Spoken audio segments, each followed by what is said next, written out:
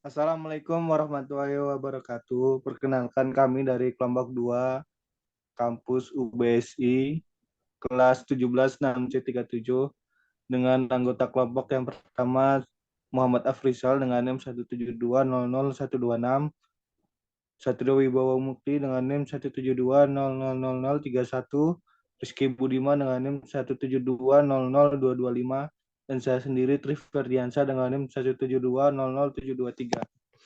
Di sini kami akan mempresentasikan hasil tugas UAS mata kuliah audit. Ya, di sini judulnya itu implementasi tata kelola TI menggunakan framework COVID-5 pada PT MBA Consulting. Yang pertama, ini kelompok. Yang pertama bagian presentasi itu ada pendahuluan, tujuan pustaka, metode penelitian, hasil pembahasan, dan kesimpulan. Pada pendahuluan, ini dijelaskan nanti tentang apa itu COVID, saja teknologi.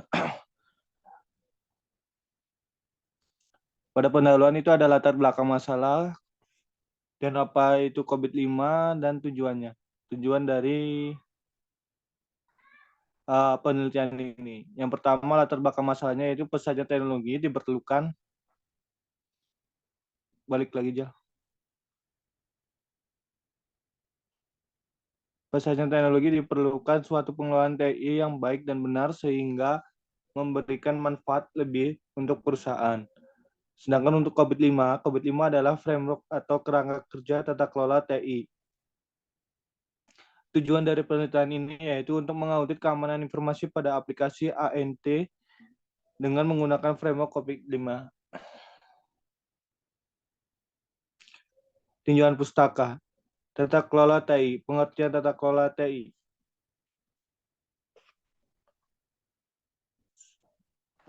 Sebentar.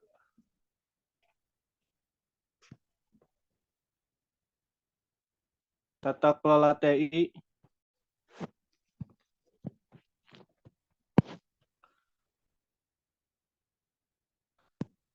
Tata kelola TI menurut IT Government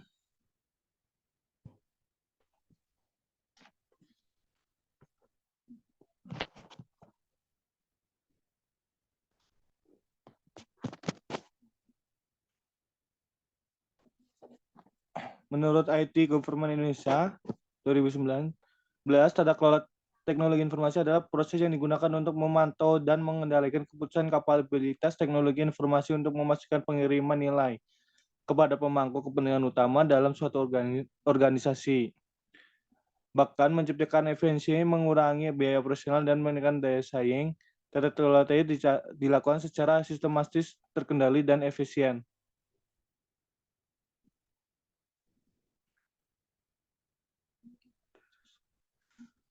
Terus selanjutnya,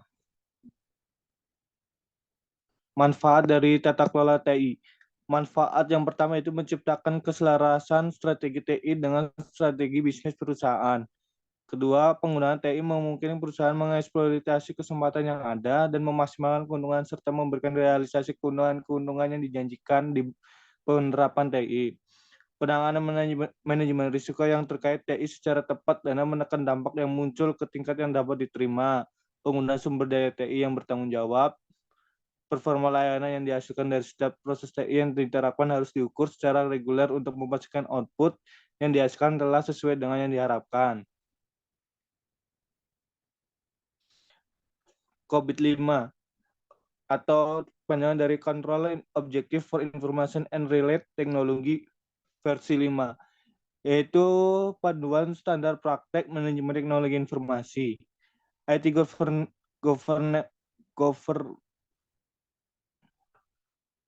Governance mengeluarkan COVID-5 bagian dari ISAKA. COVID-5 sendiri merupakan framework yang sudah dilengkapi beberapa fitur terbaru yang dirilis COVID pada tahun 2012. Versi terbaru ini sangat terlihat perbedaan jika pada COVID-4.1 lebih mengarah pada tata kelola informasi, maka COVID-5 lebih berfokus pada tata kelola informasi sebagai kerangka kerja dibanding manajemen dan bisnis. Keputusan bisnis yang baik untuk didasarkan pada pengetahuan yang berasal dari informasi yang relevan, komprehensif, dan tepat waktu yang dapat dihasilkan jika informasi memenuhi kriteria informasi. Kebit memiliki kerangka kerja yang menentukan pengendalian dalam bidang TI berdasarkan informasi, mendukung proses bisnis dan informasi yang kemudian menghasilkan dari penerapan informasi sumber daya yang terbaik prinsip dasar Kebit 5. Selanjutnya,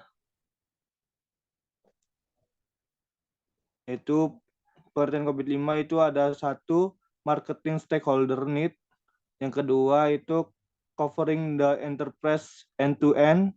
Yang ketiga itu applying a single integrated framework. Yang keempat ada enabling a holistic approach. Yang kelima ada separating governance from management. Ini figur COVID-5 prinsip. Selanjutnya, domain COVID-5. Kerangka kerja COVID-5 berfokus pada dua area utama. Yang pertama, area governance dan tata kelola, sedangkan area yang kedua ada manajemen atau bisnis. Pada area governance yang hanya memiliki satu domain, yaitu evaluate, direct, and monitor, sedangkan pada area manajemen memiliki 4 domain, yaitu alik, plan, and organize. Terus ada BAI, build, and acquire, and implement, DSS, deliver, service, and support, MAI, monitor, evaluate, and assess. Selain itu, setiap domain terdapat subdomain. Governor terdapat 5 subdomain dan untuk manajemen 37 subdomain. Berikut merupakan subdomain yang terdapat pada kerangka kerja COVID-5. Yaitu domain EDM, Evaluate, Direct, and Monitor. EDM 1, EDM 001 yaitu memastikan pengaturan kerangka kerja, data kelola, dan pemeliharaan. EDM 002 itu memastikan penyimpanan manfaat. EDM 003 itu memastikan optimasi risiko. EDM 004 itu memastikan optimasi sumber daya. Sedangkan EMD 005 itu memastikan transparansi stakeholder. Ini maksudnya EDM ya, salah. Domain APO itu alik, plan, and organize. Domain APO itu sendiri memiliki manfaat. 13 subdomain APO adalah sebagai berikut. APO 01 yaitu mengelola kerangka kerja manajemen TI, 02 mengelola strategi, 03 mengelola enterprise arsitektur, 04 mengelola inovasi, 05 mengelola portofolio, 06 mengelola anggaran dan biaya, 07 mengelola sumber daya, 08 mengelola hubungan, 09 mengelola perjanjian layanan, 10 mengelola pemasok, 11 mengelola kualitas, 12 mengelola risiko, 13 mengelola keamanan. Sedangkan untuk domain DSS itu ada DSS 1 mengelola operasi, DSS 02 mengelola layanan permintaan dan insiden, 03 mengelola masalah, 04 mengelola keberlangsungan, 05 mengelola pengendalian proses biaya, dan 06 mengelola pengendalian proses bisnis. Domain BIA yaitu ada 10. Dalam domain ini proses pembangunan teknologi informasi dan pada keselarasan terhadap kebutuhan stakeholder dan untuk tujuan memenuhi arahan target proses bisnisnya. Yaitu ada 10 yang bisa kalian lihat. Selanjutnya itu ada domain MAI. Untuk domain MAI sendiri itu ada 3, yaitu monitor. MAI 01 itu ada monitor, evaluasi, dan menilai kinerja dan kesesuaian. 02 itu ada memonitor, mengevaluasi, dan menilai sistem pengendalian internal.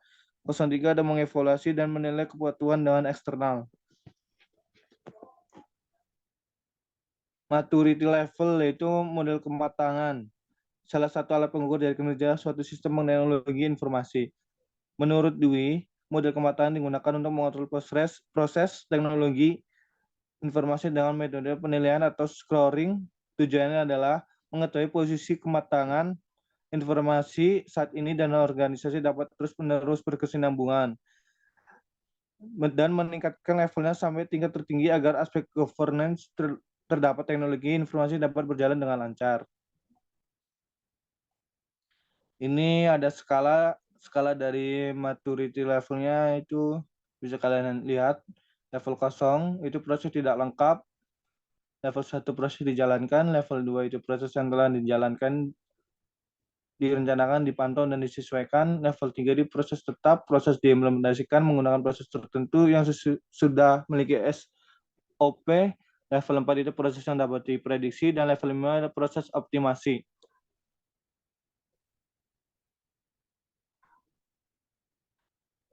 Selanjutnya akan dijelaskan sama teman saya dalam pembahasan metode penelitian. Silakan. Ya, metode penelitian. Nomor 1, populasi dan sampel.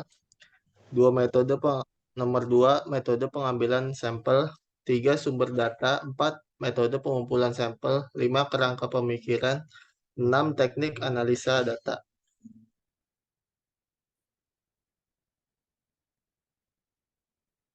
Tata kelola teknologi informasi dan COVID-5. Dimulai studi literatur, mendefinisikan masalah, pengumpulan data, pengolahan data, membuat rekomendasi, dan selesai. Hasil dan pembahasan.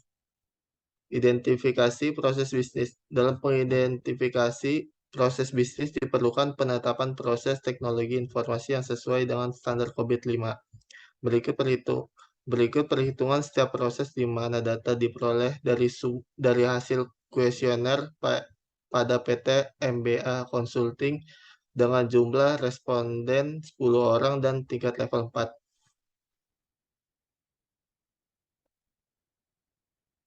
Lanjut.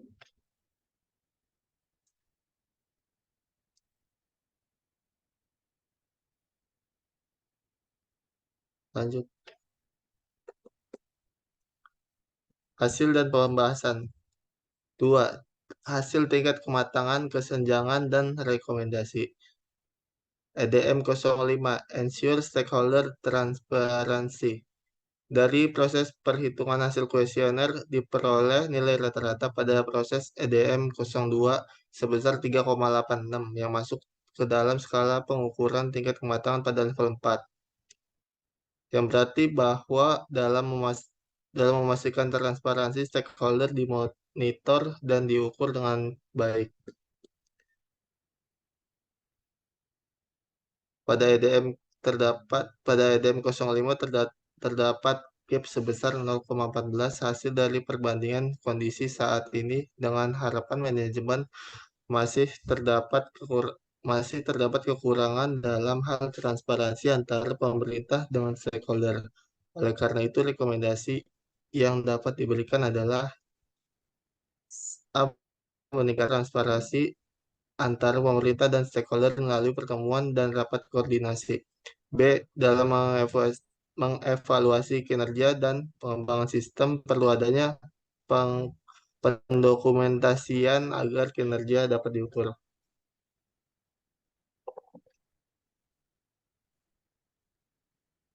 2. APO 01 Manage the IT Management Framework.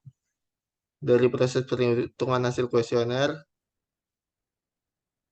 diperoleh nilai rata-rata pada proses APO 01 sebesar 4,0. Yang berarti bahwa dalam mengelola kerangka manajemen TI sudah dimonitor dan diukur dengan baik. Lanjut.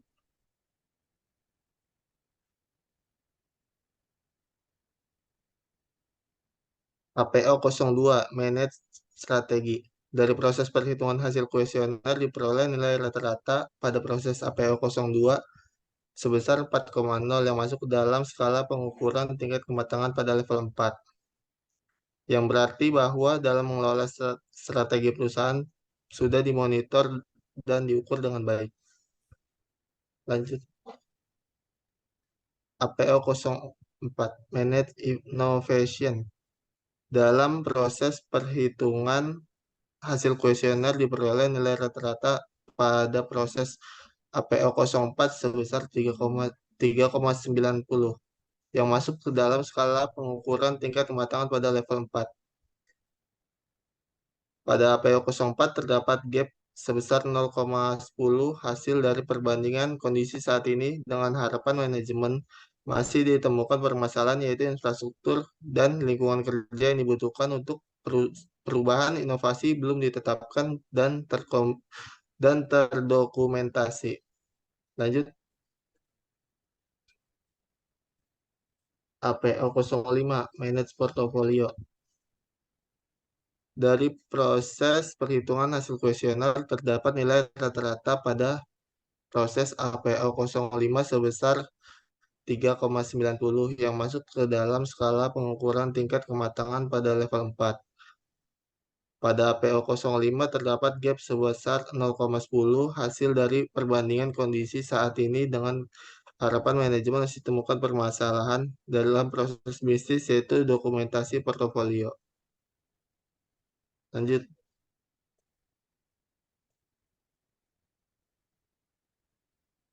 APO 06 Manage Budget and Cost.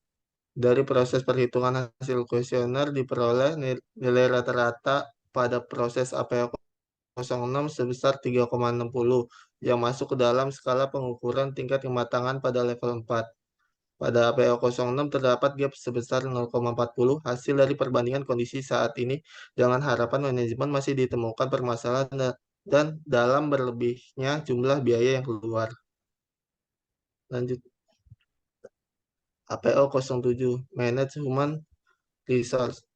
Dalam proses perhitungan hasil kuesioner diperoleh nilai rata-rata pada proses APO 07 sebesar 3,60.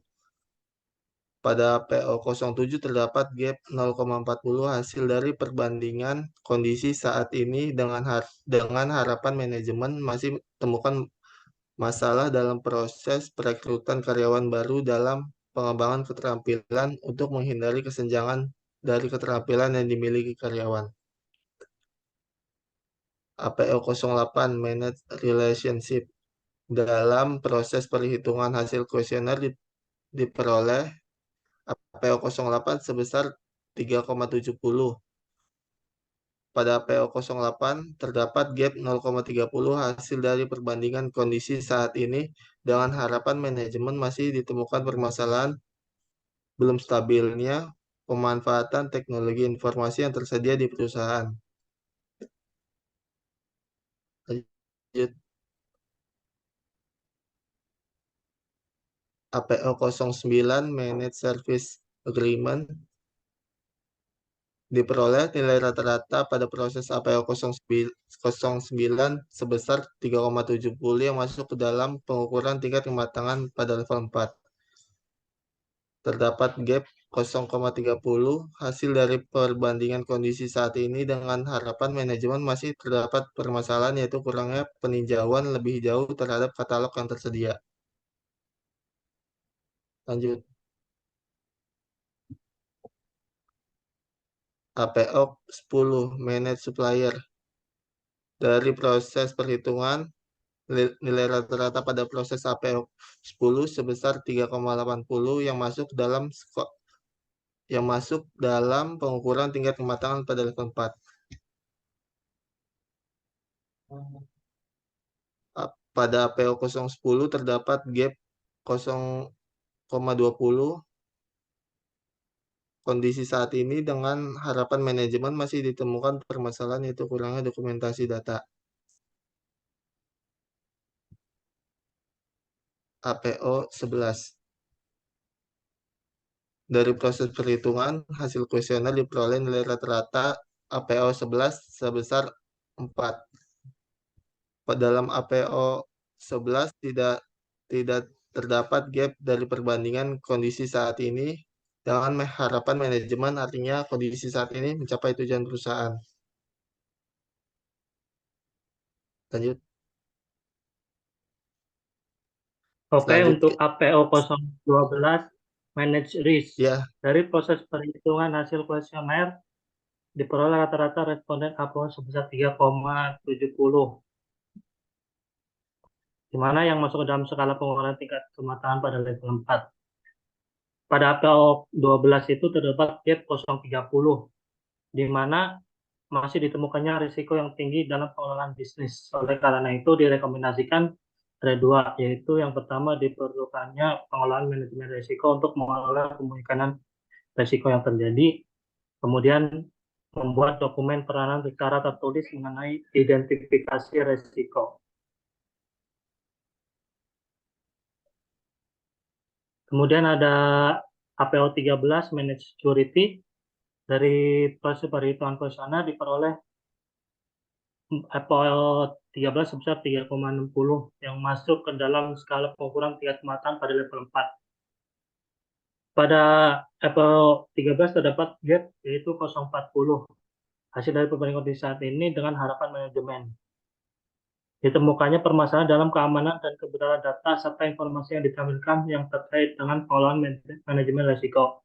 Oleh karena itu diberikan solusi yaitu melengkapi dokumen standar umum tata kelola keamanan data, kemudian melakukan audit dalam skala manajemen dan keamanan informasi, serta melakukan identifikasi terhadap tujuan performa dari proses pengelolaan keamanan TI.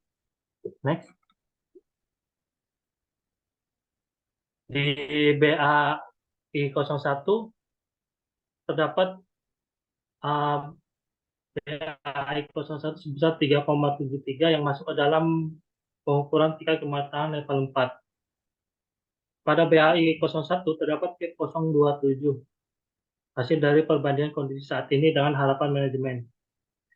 Karena ditemukannya masalah dalam waktu dan budget, oleh karena itu direkomendasikan memastikan bahwa jumlah proyek yang berjalan on time dan on budget. Kemudian tingkat kepuasan stakeholder dalam lingkungan program dan layanan berjalan dengan baik.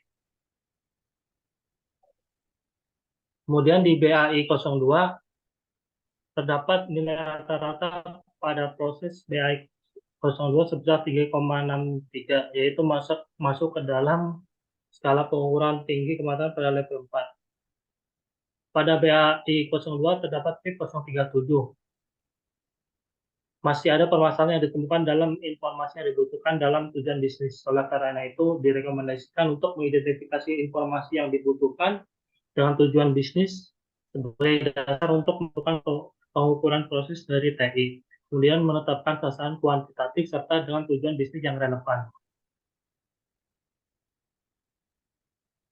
Kemudian di BAI 03 juga terdapat gap 040, di mana masih ditemukannya permasalahan yang ditemukan yaitu panduan tata kelola TI yang belum terpantau dengan baik. Oleh karena itu, ada rekomendasi yaitu lakukan pemantauan terhadap panduan tata kelola TI, apakah sudah berjalan dengan baik atau belum, lalu identifikasi menyelaraskan prioritas arsitektur organisasi untuk target nilai. Dan yang kedua, membuat solusi tepat waktu dan hemat biaya yang mampu mendukung tujuan strategi dan operasional perusahaan. Untuk di BAI 04, perhitungannya sebesar 3,67, juga masuk ke dalam skala level 4. Pada BAI 04 juga terdapat gap, yaitu sebesar 0,33, maka dari itu masih terdapat permasalahan dalam ketersediaan SDM sesuai dengan yang dibutuhkan pada proses bisnis. Oleh karena itu, rekomendasi yang dilakukan adalah lakukan pengecekan dalam pengelolaan ketersediaan dan kapasitas pada proses bisnisnya, terus kemudian menjaga ketersediaan layanan, manajemen sumber daya yang efisien dan optimal melalui prediksi kinerja dan kapabilitas kebutuhan di masa depan. Kemudian di BAI 05 juga terdapat rata-rata sebesar 3,75 yang masuk ke dalam skala level 4 juga. Pada BAI 05 juga terdapat gap sebesar 0,25 karena masih ditemukannya permasalahan dalam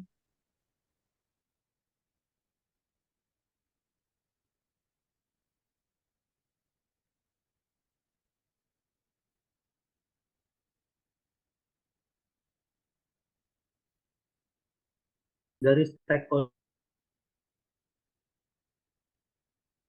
mempercayakan pemangku kepentingan untuk perubahan bisnis dan mengurangi resiko. Untuk selanjutnya akan dijelaskan oleh Saudara Rizal.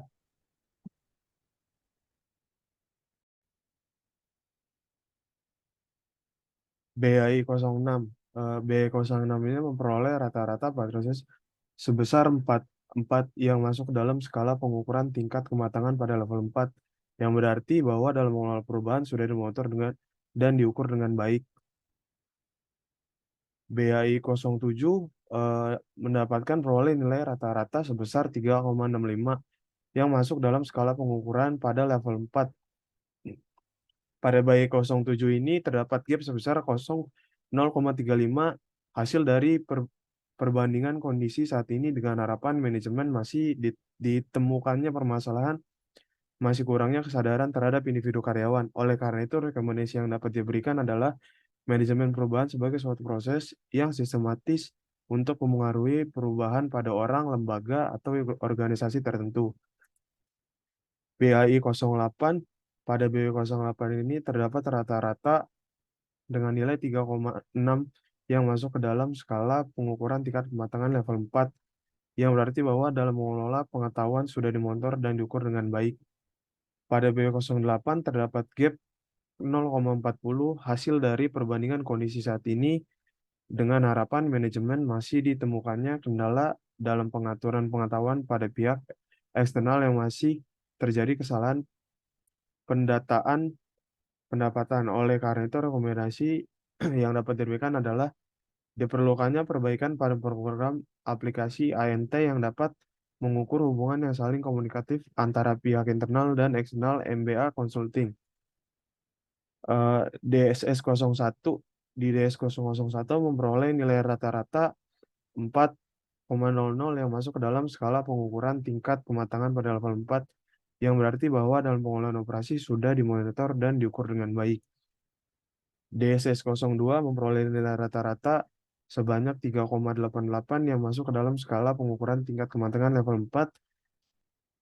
Pada DSS 02 terdapat gap 0,12, yaitu hasil dari perbandingan kondisi saat ini dan dengan harapan manajemen masih ditemukan permasalahan dalam prakter untuk merekam, mengklasifikasikan, dan memprioritaskan permintaan dan insiden. Oleh karena itu, rekomendasi yang dapat diberikan adalah mengklasifikasikan dan memprioritaskan permintaan dan insiden sehingga dibutuhkan pemanfaatan program aplikasi ANT sehingga dapat mendukung tujuan MBA Consulting. DSS 06 memperoleh nilai rata-rata 3,53 yang masuk dalam skala pengukuran pada level 4. Pada DSS 06 terdapat gap 0,47 hasil dari perbandingan kondisi saat ini dengan harapan manajemen masih ditemukan permasalahan dalam akses yang sulit dan error dalam sistem.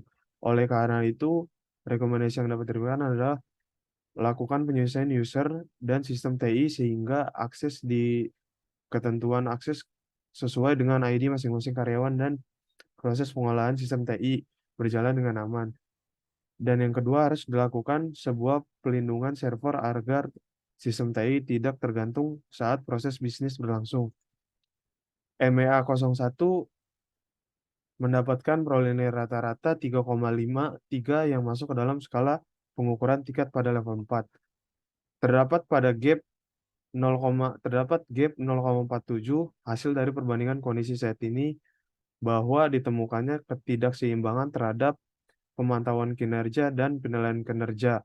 Oleh karena itu, rekomendasi yang dapat diberikan adalah perlu dilakukan improvement terhadap aplikasi ANT agar proses pemantauan lebih seimbang. MEA 02 mendapat nilai rata-rata sebanyak 3,70 yang masuk dalam skala pengukuran pada level 4.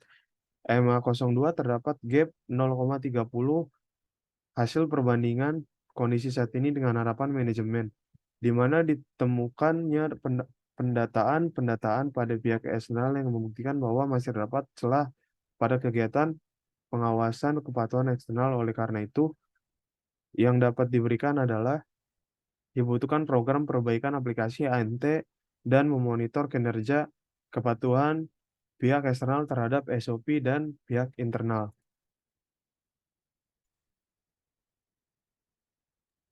Dari pembahasan di bab sebelumnya, maka penulis dapat menyimpulkan bahwa hasil penelitian sebagai berikut. Pertama, hasil perhitungan dari penyebaran kuesioner yang diberikan nilai rata-rata sebesar 3,51 sampai dengan 4,5 pada proses EDM 02, EDM 05, APL 01, APL 02, dan seterusnya yang dikategorikan ke dalam level 4, manage and measurable. Pada maturity level, artinya pada PT MBA Consulting sudah dimonitori dan diukur dengan baik dan telah mencapai titik manage and measurable dalam tata kelola TI.